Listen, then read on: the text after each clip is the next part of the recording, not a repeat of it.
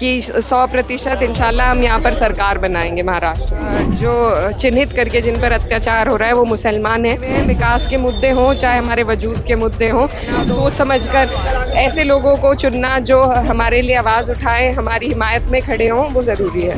देखिए, बंटवारे की राजनीति के वो ब्रांड एम्बेसडर हैं, जहर के बीज बोने यहाँ पर आए थे, लेकिन अब जनता समझ चुकी है। ये सिर्फ चिन्हित करके उन लोगों पर बुलडोज़र चलाए जाते जो इनका साथ नहीं देते हैं। क्या बदलाव इस देश गरीब और गरीब हुआ है, अमीर और अमीर होता जा रहा है। वक्फ की जो प्रॉपर्टी है वो अल्लाह के नाम में हमारे पूर्वजों ने दान पर दी है।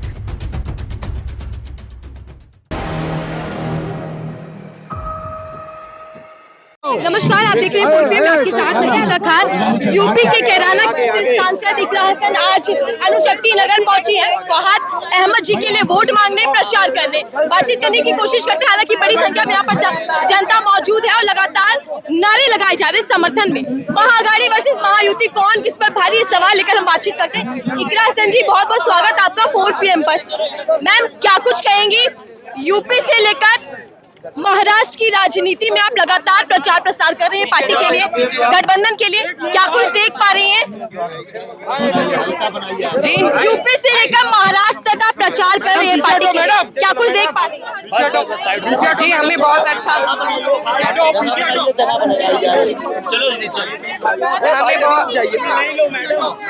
देखिए, इकरा हसन जी आई हैं फहाद अहमद जी के लिए। बड़ी संख्या में यहाँ पर हुजूम है, यानी कि जब प्रचार का आखिरी दिन बचा है और दोनों ही तरफ से पूरी एड़ी चोटी का जोर लगाया जा रहा है कि जीत अपने पाले में लाई जा सके, तो ऐसे में बड़े स्टार प्रचारक भी पहुंचे। इकरा हसन जी, क्या कुछ कहेंगी? यूपी से लेकर महाराष्ट्र तक आप चुनावी प्रचार कर रही हैं, क्या कुछ देख पा रही है प्रचार के दौरान? देखिए, हमें यही बहुत अच्छा माहौल गठबंधन के लिए, इंडिया गठबंधन और महाविकास आघाड़ी के लिए देखने को मिल रहा है और हम उम्मीद कर रहे हैं कि 100% इंशाल्लाह हम यहाँ पर सरकार बनाएंगे महाराष्ट्र में। आप यूपी से आती हैं, पहली बार चुनाव लड़ा और पहली बार ही बहुमत के साथ बड़ी जीत दर्ज कराई। कैसे देख रही राजनीति को, बदलती राजनीति को, क्योंकि आपने अभी अपने संबोधन में भी मुसलमान, चुनाव और राजनीति का जिक्र किया। जी, देखिए, क्योंकि लगातार जो चिन्हित करके जिन पर अत्याचार हो रहा है वो मुसलमान हैं, तो बात करने में कोई हर्ज नहीं है। हम सबके लिए बात करते हैं, आवाज़ उठाते हैं और राजनीति से ही सारे मुद्दे हमारे जुड़े हुए हैं। विकास के मुद्दे हों चाहे हमारे वजूद के मुद्दे हों, तो इसलिए राजनीति में सक्रिय रहना, सोच समझकर ऐसे लोगों को चुनना जो हमारे लिए आवाज़ उठाएं, हमारी हिमायत में खड़े हों, वो ज़रूरी है। आप जिस सूबे से आते हैं वहाँ के मुख्यमंत्री योगी आदित्यनाथ जी पहले यूपी में, फिर हरियाणा में और महाराष्ट्र के अंदर अब लगातार बटोगे कटोगे वाले नारे पर जोर दे रहे हैं। सांसद होने के नाते, मुसलमान होने के नाते इस नारे के क्या मायने आप समझ रहे हैं?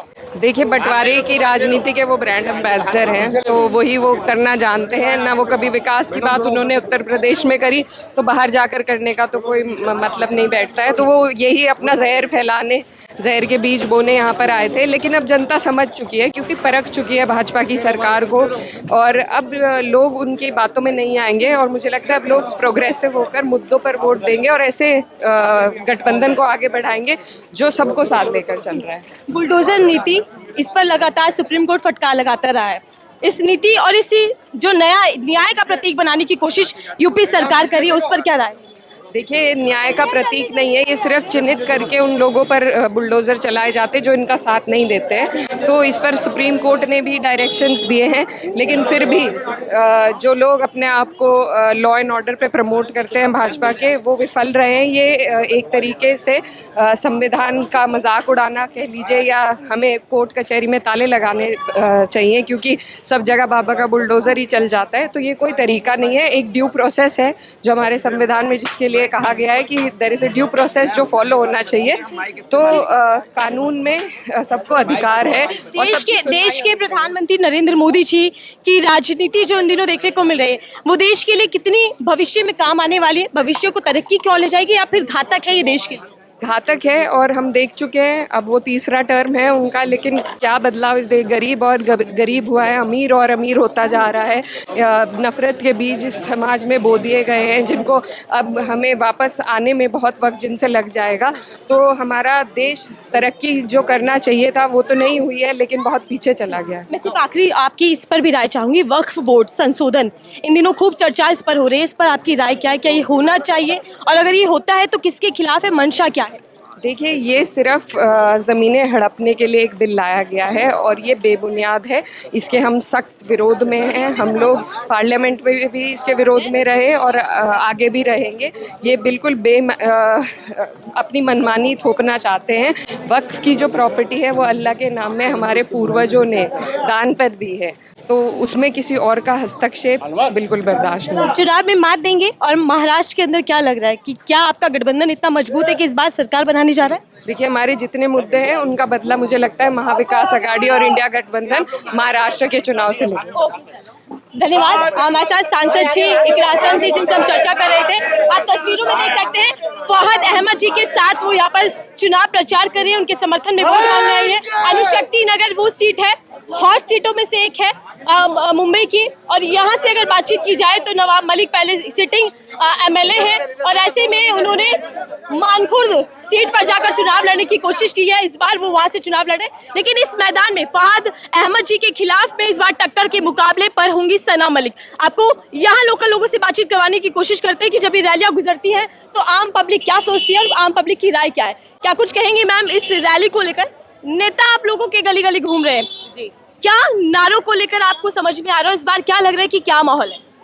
देखिए, पहली बात तो ये कोई जो आप लोग भीड़ देख पा रहे हो और जो इतना जो सैलाब देख रहे हैं, ये कोई पेड पब्लिक नहीं है जो दूसरे नेता लोग करे जो पैसे देकर बुला रहे। ये यहाँ की खुद की जनता है जो चाहती है कि वो जो नेता है उनको प्यार दे रहे हैं। और जो मेरा भाई इलेक्शन लड़ रहा है फहद अहमद, वो खुद उनको प्यार देने के लिए, मोहब्बत देने के लिए ये जैसा सैलाब जैसा उभर रहा है। तो ये लोगों का प्यार है और भरोसा है जो फहद के ऊपर किया जा रहा है, और मुझे लगता है कि भारी बहुमत में जो है फहद को वोट करेगी यहाँ की कॉन्स्टिट्यूंसी के लोग, और फहद डेफिनेटली जीत कर आएंगे। लेकिन यहाँ से सना मलिक, नवाब मलिक की बेटी है, जाहिर तौर पर फायदा भी होगा और पिछले 2-2.5 सालों से यहाँ पर काम भी कर रहे हैं जनता की। अगर आप उनका बाप का नाम हटाकर अगर उनसे मुझसे बात करेंगे तो आप कर सकते हैं, वरना हम किसी के बाप को भी नहीं जानते, ना हम किसी। आप ये कह रहे हैं कि सना मलिक की कोई और पहचान नहीं है सिवाय उनके पिताजी का नाम ही आप हटा लो तो मुझे नहीं लगता कि उनकी और कोई छवि है, उनकी और कोई पहचान है उसके अलावा। और सना मलिक पर भारी पड़ रहे हैं फहद अहमद।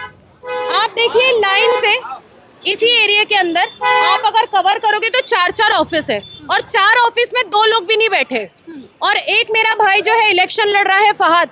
पूरे जो एरिया की पब्लिक है जो सैलाब जैसा उभर रही है वो सामने उसके साथ में है। तो आप ये देख पा रहे होगे कि टफ फाइट है।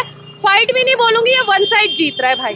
लेकिन मुद्दे क्या रहने वाले हैं? फहद जी पहली बार चुनाव लड़ रहे हैं, चुनावी राजनीतिक पारी अपनी शुरुआत यहाँ से की है। देखिए, क्या सारे मुद्दे हैं, वो सारे मुद्दे हैं जो नवाब मलिक जी करके उतर नहीं पाए, कर नहीं पाए, वो सारे मुद्दे के हम ऊपर बात करेंगे। और सबसे पहले अगर आप देखोगे कि ये बस्तियां कैसी है, टूटे हुए हैं, स्कूल्स नहीं है यहाँ पे प्रॉपर। अगर कोई प्रेग्नेंट लेडी है तो उनके लिए हॉस्पिटल्स नहीं है, नशा बहुत ज़्यादा है, गंदगी बहुत ज़्यादा है।